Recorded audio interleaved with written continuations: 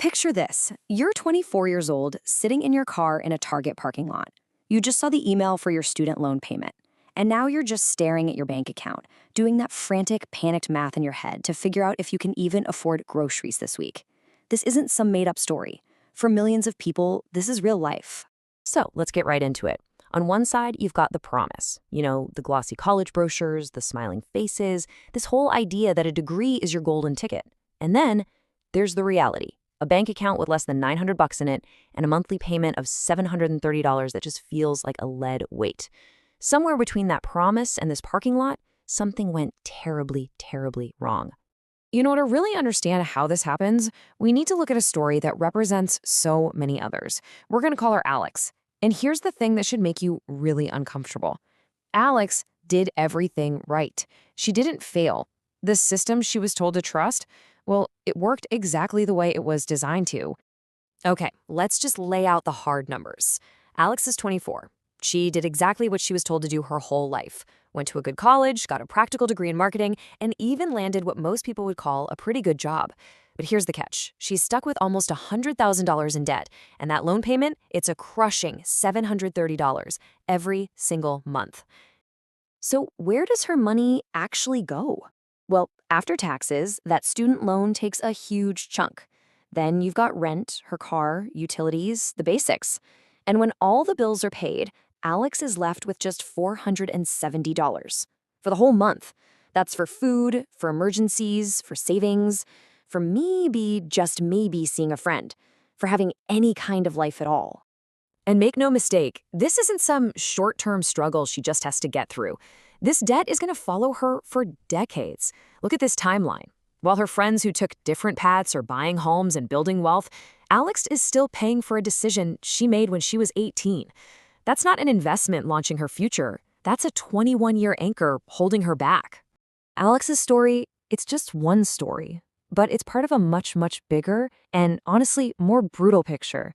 So let's zoom out from Alex and look at the brutal math behind the real cost of college today. Right now, the total student loan debt in America sits at $1.75 trillion. To give you some perspective on that number, it's bigger than the entire economy of Australia. This isn't just a personal problem, it's a massive national-level crisis. And here's a big reason why that number is so astronomical.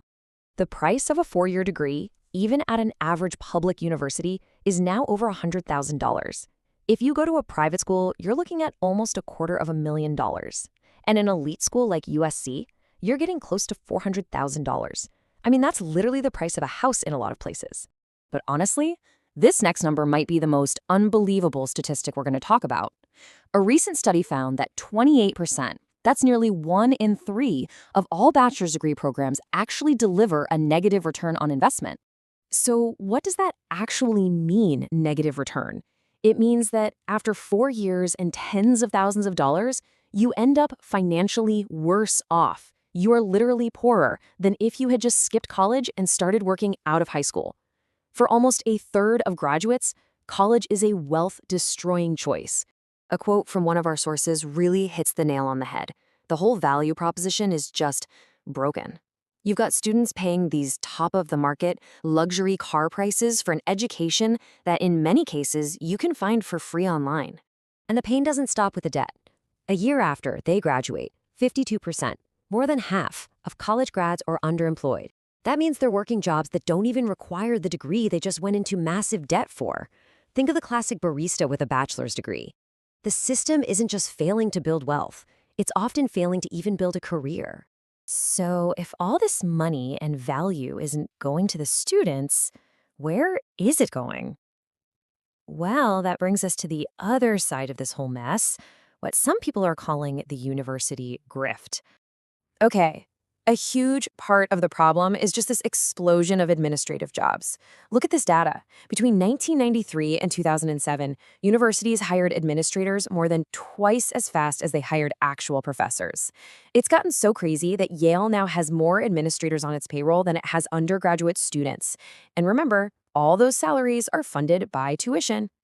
The other place your money goes is this crazy amenities arms race.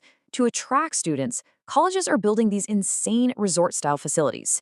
LSU built a 536-foot lazy river shaped like its own logo and paid for it by jacking up student fees. They are literally building luxury vacation spots and calling it education, all on the student's dime. But here's the absolute kicker. The whole system that was designed to make college affordable is actually what's making it so expensive.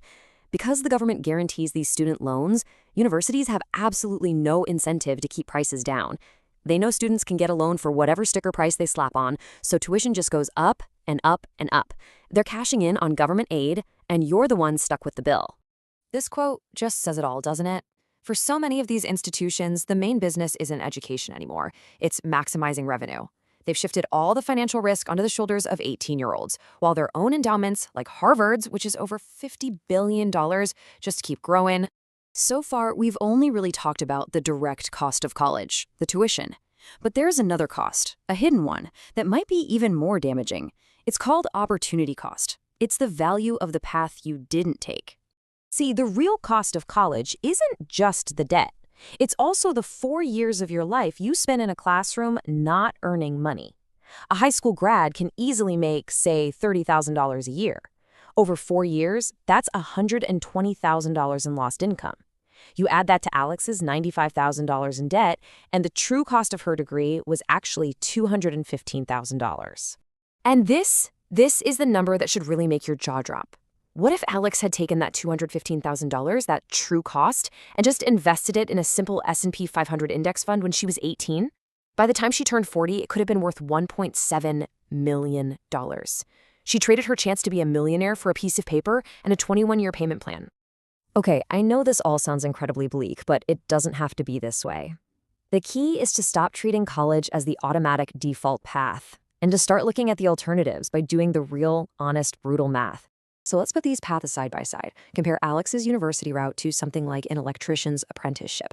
As an apprentice, you literally get paid to learn, you can start with a higher salary, and you finish with zero debt.